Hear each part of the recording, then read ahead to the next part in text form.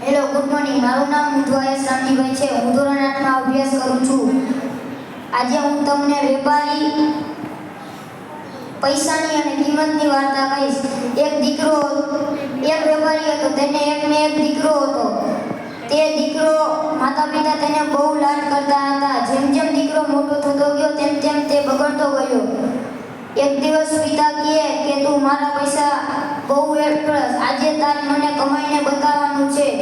બીજે દિવસે દીકરો બજારમાં કામની શોધ કરવા ગયો. તેને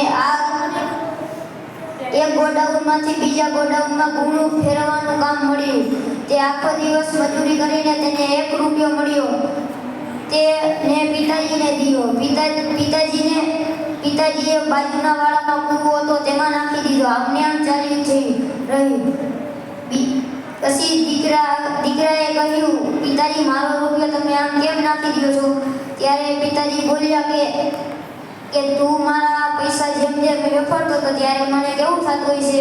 દીકરો 2 કાન જોડીને બોલ્યો કે હું હવે કોઈ દી પૈસાનો બગાડ નહીં કરું. Thank you.